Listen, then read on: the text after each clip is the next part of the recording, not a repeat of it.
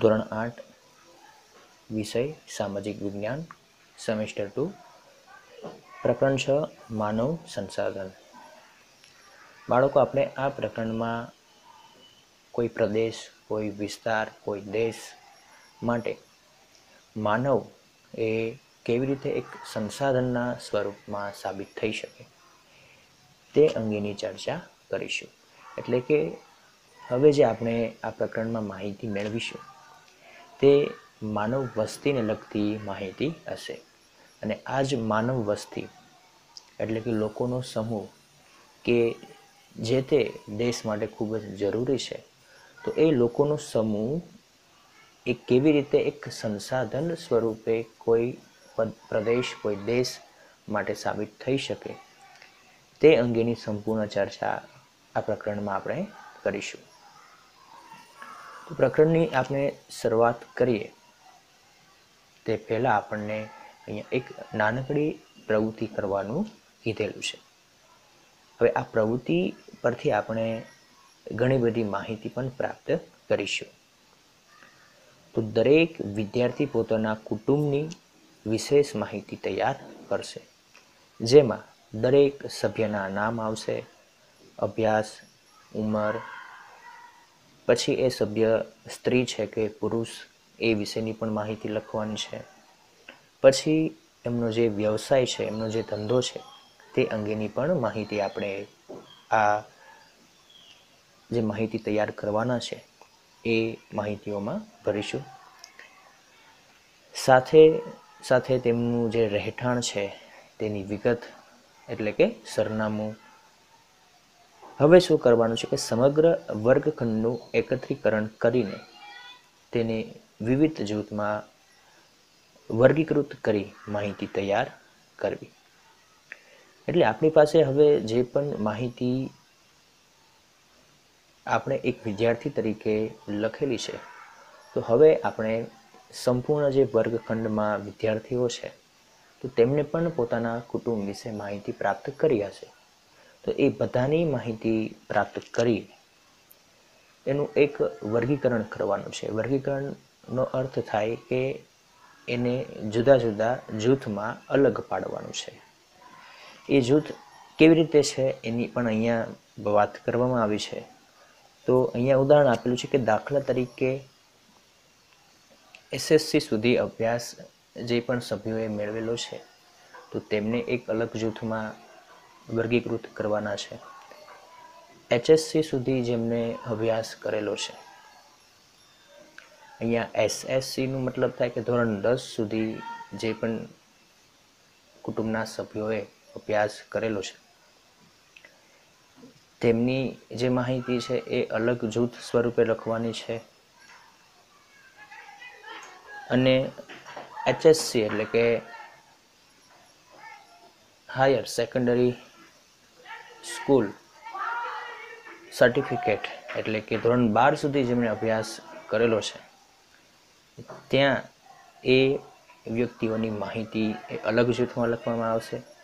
Graduate એટલે કે તેમને કોલેજમાં ડિગ્રી મેળવેલી છે તો તેવા જે સભ્યો છે તેમને અલગ જૂથમાં રાખવાના છે। અને સાથે સાથે જે પણ એવા સભ્યો છે કે જેમને ગ્રેજ્યુએટ એટલે કે કોલેજમાં ડિગ્રી મેળવ્યા બાદ હજુ પણ આગળ વધુ અભ્યાસ કરેલો છે તો તેવા સભ્યોને એક અલગ જૂથમાં આપણે રાખીશું। તો આ રીતેની જે માહિતી આપણને પ્રાપ્ત થાય છે, જે એક સંપૂર્ણ વર્ગખંડમાં દરેક વિદ્યાર્થીઓ દ્વારા આપણે પ્રાપ્ત કરીએ છીએ, તો આની ઉપરથી આપણે જાણી શકીએ છીએ કે ભાઈ જે પણ વ્યક્તિ છે તો એ વ્યક્તિનું ભણતર એ કયા કયા જૂથમાં આપણે વિભાજિત કર્યું। સાથે સાથે આપણે બીજા પણ સમૂહ પાડી શકીએ કે સંપૂર્ણ વર્ગખંડમાંથી જે પણ વિદ્યાર્થીઓ આ રીતેની માહિતી પ્રાપ્ત કરીને પોતપોતાના ઘરેથી આવ્યા છે તો એમાંથી જે પ્રાપ્ત થતી માહિતી અનુસાર આપણે સ્ત્રી અને પુરુષ એ રીતે અલગ અલગ જૂથમાં વિભાજિત કરી શકીએ। સાથે સાથે તેમને એના ધંધાના જે પણ પ્રકારો છે, વ્યવસાયના જે પ્રકારો છે એ પ્રકારોમાં પણ આપણે અલગ અલગ જૂથમાં વિભાજિત કરી શકીએ છીએ। તો આ રીતે આપણને માહિતી જે વર્ગીકૃત કરવાની છે એ પદ્ધતિ અનુસાર આપણે જાણવા મળશે કે કોણ વ્યક્તિ કઈ વ્યવસાય સાથે સંકળાયેલો છે, તેમની પાસેનું જે ભણતર છે એ ક્યાં સુધી એમણે પ્રાપ્ત કરેલું છે, અને એ ઉપરથી માહિતી પણ મળશે કે ભાઈ સ્ત્રીઓની સંખ્યા કુટુંબમાં કેટલી છે, પુરુષોની સંખ્યા કુટુંબમાં કેટલી છે. એની ઉપરથી જે પણ માહિતીઓ પ્રાપ્ત થાય એના પરથી આપણે જે માનવ સંસાધન છે એ અંગેની માહિતી પ્રાપ્ત કરી શકીએ છીએ.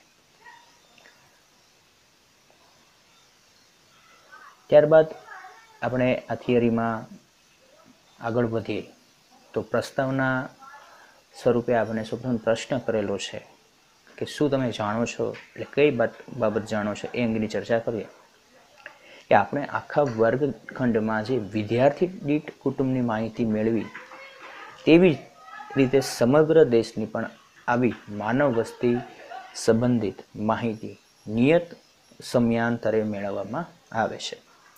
એટલે કે જેવી રીતે આપણે નાનકડું ઉદાહરણ લીધું કે ભાઈ આપણા વર્ગખંડમાં જુદા જુદા વિદ્યાર્થીઓની કુટુંબની માહિતી આપણે પ્રાપ્ત કરી, તેવી જ રીતે હવે આપણા દેશમાં એટલે કે સમગ્ર દેશમાં જેટલા પણ લોકો છે, જેટલા પણ વ્યક્તિઓ છે, એ દરેક વ્યક્તિની માહિતી એ પણ કેવી રીતે નિયત સમયાંતરે, એવું નથી કે ભાઈ 1 વર્ષ મેળવી હોય, પરંતુ એનો ચોક્કસ સમયગાળો છે કે આટલા વર્ષ પછી ફરીથી માહિતી પ્રાપ્ત કરવામાં આવે.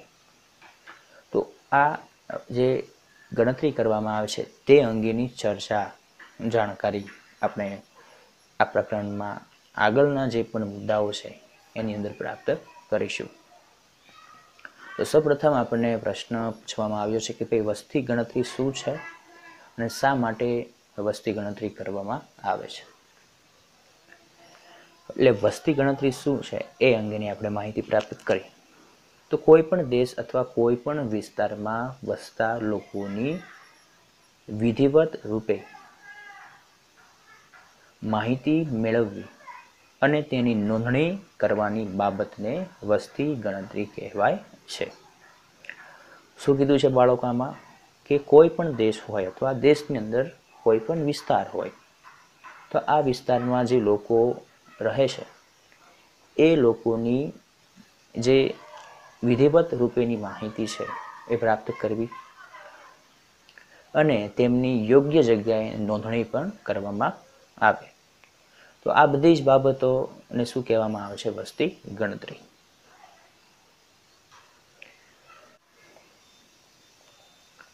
હવે ભારત દેશમાં વસ્તી ગણતરી કેટલા નિયત સમયગાળે કરવામાં આવે છે તે અંગેની ચર્ચા કરી છે. દર 10 વર્ષે એટલે કે 10 વર્ષ પૂર્ણ થાય તો એ 10 વર્ષ પૂર્ણ થયા પછી કેન્દ્ર સરકારના આદેશથી સમગ્ર ભારત દેશમાં વસ્તી ગણતરી કરવામાં આવે છે. તો આપણે છેલ્લી જે વસ્તી ગણતરી છે 2011માં થઈ હતી. એટલે હવે જે આવનારી વસ્તી ગણતરીની પ્રક્રિયા છે એ 2011ના 10 વર્ષ પૂર્ણ થયા બાદ કરવામાં આવશે, જે કેન્દ્ર સરકારના આદેશથી આ સંપૂર્ણ પ્રક્રિયાનો પ્રારંભ થાય છે, જેને જનગણના અથવા તો સેન્સસ પણ કહેવામાં આવે છે. આપણા દેશમાં પણ 2001માં છેલ્લે વસ્તી ગણતરી કરવામાં આવી હતી, જે આઝાદી મેળવ્યા પછીની 7મી વખતની વસ્તી ગણતરી હતી. એટલે કે ભારત દેશ જ્યારે અંગ્રેજોના શાસનમાંથી મુક્ત થાય છે તો એ પછીના સમયગાળામાં 2011 સુધી જે પણ વસ્તી ગણતરી કરવામાં આવી હતી એ 7મી વખતની હતી. આ વખતે દેશના દરેક નાગરિકને યુનિક નંબર અને ઓળખપત્ર આપવાનું આયોજન પણ થયેલ છે, જે 2011ની વસ્તી ગણતરીની વિશેષતા છે. એટલે કે સરકાર દ્વારા જે વસ્તી ગણતરી કરવાની પ્રક્રિયા કરવામાં આવે છે એમાં દર 10 વર્ષે થોડો ઘણો ફેરફાર કરવામાં આવે છે, જેથી કરીને જે વસ્તી ગણતરીની પ્રક્રિયા છે એ સરળતાથી હાથ ધરી શકાય. કેમ કે બાળકો આપણે બધાને ખ્યાલ છે કે ભારત એ જુદા જુદા રાજ્યોનો બનેલો એક દેશ કહેવાય છે. તો આ જુદા જુદા રાજ્યોમાં ઘણા બધા વ્યક્તિઓ લોકો વસવાટ કરતા હોય છે. તો એમની ગણતરી કરવી એ ખૂબ જ કેવી પ્રક્રિયા કહી શકાય, અઘરી પ્રક્રિયા કહી શકાય. એટલે કેન્દ્ર સરકાર આ પ્રક્રિયા સારી રીતે અને ઝડપથી યોગ્ય સમયમાં પૂર્ણ થાય એ માટેની વિવિધ યોજનાઓ પણ બનાવવામાં આવે છે. અને એ યોજનાઓમાંની એક યોજના કે જે 2011ની વસ્તી ગણતરી વખતે અપનાવવામાં આવેલી હતી તે છે દરેક ભારતના જે પણ દરેક નાગરિક છે એમને યુનિક નંબર આપવામાં આવે, જે એક નાગરિકથી બીજા નાગરિક કરતાં કેવો પડશે, અલગ પડશે. જેથી કરીને વસ્તી ગણતરીની જે પ્રક્રિયા છે એ ઝડપથી હાથ ધરી શકાય. હવે જ્યારે પણ વસ્તી ગણતરી કરવા માટે કોઈ કર્મચારી કે જે સરકાર દ્વારા પસંદ કરવામાં આવે છે તો એ આપણા ઘરે આવે વસ્તી ગણતરી કરવાની પ્રક્રિયા કરવા માટે, તો એ કર્મચારીને આપણા કુટુંબ વિશે જુદી જુદી માહિતીઓની જરૂર રહે છે. તો એક ભારતીય નાગરિક તરીકે પોતાના કુટુંબની સાચી માહિતી આપી સહકાર આપવો એ આપણી ફરજ બને છે. એટલે કે જે પણ વ્યક્તિ આ રીતેની માહિતી પ્રાપ્ત કરવા આપણા ઘરે આવતા હોય તો એમને આપણે આપણા કુટુંબ વિશેની જે પણ સાચી માહિતી છે એ આપી સહકાર આપવા એ આપણી ફરજ ગણવામાં આવે છે. કેમ કે જો આપણે ખોટી માહિતી આપીશું તો એ ખોટી માહિતી સરકાર પાસે જશે અને એનાથી જે આગળની પ્રક્રિયાઓ હાથ ધરવાની હોય તો એ આગળની પ્રક્રિયાઓ હાથ ધરવામાં આ માહિતી અવરોધ સાબિત થઈ શકે છે કે જે કુટુંબ દ્વારા ખોટી રીતે આપવામાં આવેલી હોય. તો હવે આપણે વસ્તી ગણતરી તો કરીએ છીએ, પરંતુ એનો મૂળભૂત જે અર્થ છે, હેતુ, એ અહીંયા આપણને કોઈ દેખાણો નથી. તો હવે આપણે એના હેતુ તરફ આગળ વધીએ કે શા માટે વસ્તી ગણતરી કરવી જરૂરી છે. તો માનવ વસ્તી એ કોઈ પણ દેશ હોય એનું માનવ ધન હોય છે. એટલે કે એ દેશ વધારે વિકસિત છે અને વિકાસશીલ છે. એટલે વિકસિત દેશ એવા છે કે જ્યાં વિકાસની જે પ્રક્રિયા છે એ સારી રીતે થઈ હોય, અને વિકાસશીલ એવા દેશો છે કે જ્યાં વિકાસની જે પ્રક્રિયા છે એ હજુ શરૂ છે. એટલે કે ધીમે ધીમે એ વિકસિત દેશોની યાદીમાં પોતાનું સ્થાન મેળવવા માટે પ્રયાસ કરી રહ્યા છે. તો એવા વિકસિત અને વિકાસશીલ દેશો છે તો એની અંદર જે લોકો વસતા હોય તો એ લોકો એ દેશનું માનવધન ગણાય છે. કોઈ પણ દેશના વિકાસનો મોટો આધાર એ દેશના માનવ સંસાધન પર રહેલો છે. સંસાધનોના ઘણા બધા પ્રકાર હોય, કુદરતી સંસાધન પણ હોય કે જે આપણે કુદરતમાંથી મુક્ત સ્વરૂપે પ્રાપ્ત થાય.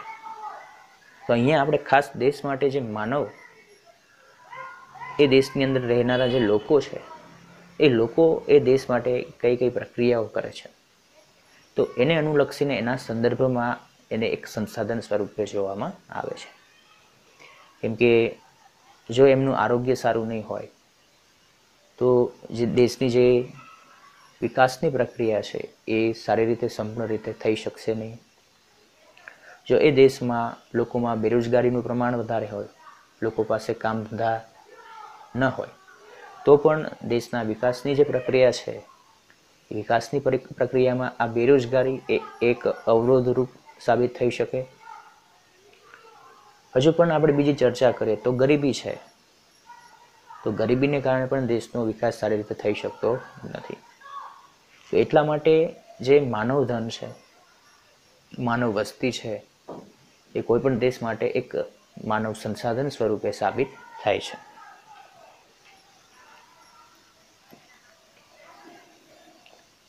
માનવ વસ્તી એ દેશની મૂડી કહેવામાં આવે છે. દેશના વિસ્તાર અને કુદરતી સંપત્તિ થકી જ દેશનો વિકાસ થતો નથી. એટલે કે કોઈ પણ દેશ પાસે વિસ્તાર હોય, જમીન હોય, એ જમીન સાથે સાથે એમની પાસે જે કુદરત દ્વારા સ્ત્રોતો આપવામાં આવે છે એ જમીનમાં, તો ફક્ત એનાથી જ દેશનો વિકાસ થઈ શકતો નથી. પરંતુ દેશના આર્થિક વિકાસનો પાયો તે દેશની માનવ વસ્તીનું કદ અને એ માનવ વસ્તીની ગુણવત્તા પર રહેલો છે. એટલે ફક્ત માનવ વસ્તીનું કદ પણ આ રીતે દેશના વિકાસ માટે યોગ્ય ફાળો આપતું નથી, પરંતુ એમની ગુણવત્તા કેવી છે, ગુણવત્તામાં એટલે કે જે તે દેશમાં રહેનારા લોકોનું સ્વાસ્થ્ય કેવું છે, તેમનું આરોગ્ય કેવું છે, તેમની પાસેનું શિક્ષણ કેવું છે, તેમની કાર્યકુશળતા કેવી છે, તેમની ઈચ્છાઓ, આકાંક્ષાઓ, અપેક્ષાઓ કેવી છે, જે બાબતો ઉત્પાદકતા વધારે છે અને આ ઉત્પાદકતાથી દેશનો વિકાસ સારી રીતે થઈ શકે છે. એટલે એવું કહેવાય છે કે ભાઈ કોઈ પણ દેશ જે હોય તો એની વસ્તી વધારે હોય તો એવું આપણે માની ન શકીએ કે એ દેશમાં વિકાસ વધુ થતો હોય, પરંતુ દેશનો જે વિકાસ છે એ જે માનવ વસ્તીનું કદ છે એની ગુણવત્તા કેવી છે એની ઉપર પણ આધાર રાખે છે. તો હવે આ જે દેશની વસ્તી છે એ આપણને કઈ કઈ જગ્યા ઉપર કામ લાગી શકે.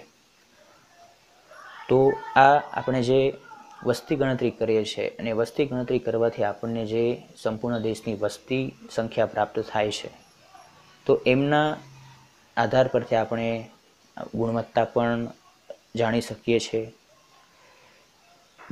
સાથે સાથે આર્થિક વિકાસનું આયોજન કરવાના હેતુથી વસ્તી ગણતરી કરવામાં આવે છે. દેશની જે વિકાસલક્ષી પંચવર્ષીય યોજનાઓ છે કે જેમાં દર 5 વર્ષે જુદા જુદા સંદર્ભે જુદા જુદા મુદ્દાઓ પર યોજનાઓ બહાર પાડવામાં આવે છે, જેથી કરીને એ યોજનાઓનો ઉપયોગ દેશના તમામ લોકો સારી રીતે કરી શકે.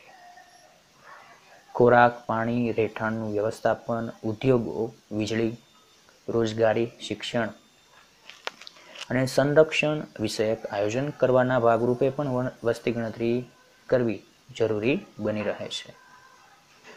એટલે કે એનો હેતુ કઈ બાબત ઉપર રહેલો છે, તો કે દેશનું જે આર્થિક વિકાસનું આયોજન છે એ કરવામાં પણ મદદરૂપ થશે. સાથે સાથે જે દેશને વિકાસલક્ષી બનાવવા માટેની જે પંચવર્ષીય યોજના હોય છે કે જે દર 5 વર્ષે બહાર પાડવામાં આવે છે, એ પંચવર્ષીય યોજનાઓ સાથે સાથે દેશના દરેક નાગરિકો લોકોને પૂરતા પ્રમાણમાં ખોરાક મળી રહે, પાણીની પણ વ્યવસ્થા પૂરેપૂરી મળી રહે, સાથે સાથે તેમના રહેઠાણનું જે વ્યવસ્થાપન છે તે બધી જાણકારી આપણે આ વસ્તી ગણતરી પરથી ખાસ જાણી શકીએ છીએ.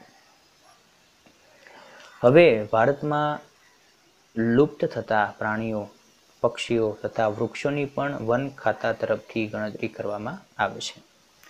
લુપ્ત થતા પ્રાણીઓ એટલે કે જે પ્રાણીઓની સંખ્યા ધીમે ધીમે ઘટતી જાય છે, કે તેમનું અસ્તિત્વ જે તે પ્રદેશમાં ચોક્કસ રહેતું નથી, તો વન ખાતાને, વન વિભાગને આ રીતેનો આદેશ આપવામાં આવે છે કે જે તે પ્રદેશમાં આવેલા જંગલમાં ખાસ પ્રકારના જે પ્રાણીઓ છે એ પ્રાણીઓની ગણતરી કરવામાં આવે, જેથી કરીને જે પણ પ્રાણીઓ છે, પક્ષીઓ છે, વનસ્પતિઓ છે એની સંખ્યામાં જે ઘટાડો થતો હોય, જેને કારણે એની જે જાતિ છે એ લુપ્ત થતી હોય, તો એ અંગેની માહિતી આપણે પ્રાપ્ત કરી શકીએ અને એ જાતિઓ લુપ્ત ન થાય અને એની જે સંખ્યા છે જે તે પ્રદેશમાં અસ્તિત્વ સારી રીતે ધરાવી શકે, તો એ અંગેના જે વિશેષ પગલાઓ છે એ પગલાઓ આપણે હાથ ધરી શકીએ.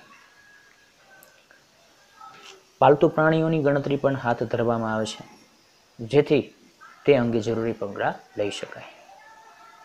હવે ભારતની જે વસ્તી ગણતરી છે એ વસ્તી ગણતરી અને એમાં રહેલી જે વસ્તીની સંખ્યા છે એ અંગેનો આપણે ખ્યાલ મેળવવાનો છે. તો આપણા દેશનો કુલ ભૂમિ વિસ્તારની આપણે વાત કરીએ તો 32,87,263 ચોરસ કિમી જેટલો ભૂમિ વિસ્તાર છે, જે દુનિયાના કુલ ભૂમિ વિસ્તારના ફક્ત 2.42% જેટલો છે. ભારતનો કુલ ભૂમિ વિસ્તાર કેટલો છે? 32,87,263 ચોરસ કિલોમીટર અથવા ચોરસ કિમી, જે દુનિયાના ભૂમિ વિસ્તારના 2.42% જેટલો છે. વિસ્તારની દ્રષ્ટિએ જ્યારે ભારત દુનિયામાં 7મા ક્રમે છે, પણ દુનિયાની કુલ વસ્તીના 16%થી વધુ લોકોની વસ્તી ભારતમાં રહે છે. વસ્તીમાં ચીન પછી ભારત બીજા ક્રમે છે. ઉપર જે માહિતી આપણને આપેલી છે એ વિસ્તારની દ્રષ્ટિએ માહિતી આપેલી છે, અને જે ત્યારબાદની માહિતી આપેલી છે તે જે તે દેશ સાથેની સરખામણી કરવામાં આવી છે. તો વિસ્તારની દ્રષ્ટિએ ભારત 7મા ક્રમે છે, પરંતુ વસ્તીની આપણે જ્યારે વાત કરીએ કે લોકો કેટલા વસે છે, તો એ વસ્તીની દ્રષ્ટિએ ભારતનો નંબર બીજા ક્રમે છે, એટલે કે ચીન પછી ભારત બીજા ક્રમે છે, જે કુલ વસ્તીના 16%થી વધુ લોકોની વસ્તી ભારતમાં વસવાટ કરે છે. અહીંયા આપણને નકશામાં 2011ની વસ્તી ગણતરી મુજબના જે આંકડાઓ છે, એટલે કે વસ્તી જે તે રાજ્યમાં કેટલી હતી એ અંગેની અહીંયા આપણને માહિતી પ્રાપ્ત થાય છે, જે આપણે આ નકશામાં સારી રીતે જોઈ શકીએ છીએ. તો આપણે ખાસ ગુજરાત રાજ્યની વાત કરીએ તો 2011ની જે વસ્તી ગણતરી કરવામાં આવી હતી, તો એ વસ્તી ગણતરીને અનુલક્ષીને ગુજરાતની જે વસ્તી હતી એનો જે આંકડો આપેલો છે એ અહીંયા આપણે જોઈ શકીએ છીએ. તો 6,03,83,628 લોકો 2011માં જે વસ્તી ગણતરી થઈ હતી એ દરમિયાન ગુજરાતમાં વસવાટ કરતા હતા. એવી જ રીતે આપણે જોઈ શકીએ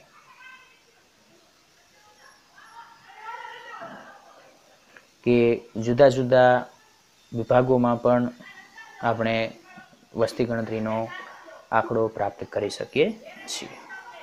ધારો કે આપણે ગુજરાતનું જે પાડોશી રાજ્ય છે મધ્યપ્રદેશ, તો એની વાત કરીએ તો 2011ની જે વસ્તી ગણતરી હતી તો એ દરમિયાન એ સમયે મધ્યપ્રદેશમાં જે વસ્તી હતી કેટલી હતી, તો 7,25,97,565 જેટલા લોકો એ સમયે મધ્યપ્રદેશમાં વસવાટ કરતા હતા.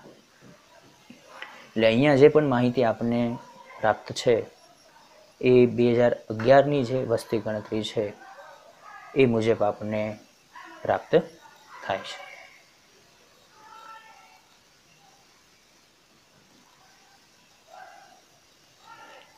હવે આપણે આગળ માહિતી મેળવીએ તો ગુણવત્તાવાળી માનવ વસ્તીને માનવ સંસાધન પણ કહેવાય. માનવ શક્તિનું મૂલ્ય બૌદ્ધિકતા અને સાક્ષરતા પર રહેલું છે. બૌદ્ધિકતા એટલે કે એની જે કાર્યક્ષમતા છે, બુદ્ધિ છે એ, અને બુદ્ધિને અનુસાર એની પાસે સાક્ષરતા, તેની પાસેનો અભ્યાસ કેટલો છે તે અંગે રહેલું છે. તેના વિકાસમાં પ્રતિભાવંત નાગરિકો જેવા કે ડૉક્ટરો, કેળવણીકારો, એન્જિનિયરો, રમતવીરો, ઉદ્યોગપતિઓ, વેપારીઓ, ખેડૂતો, કલાકાર, કામદાર વર્ગના લોકો તેમજ સમજદાર નાગરિક એ માનવ શક્તિના સ્ત્રોત રૂપે છે. આપણું યુવાધન અને બાળકો પણ આપણી દેશની માનવ સંપત્તિમાં આવે છે.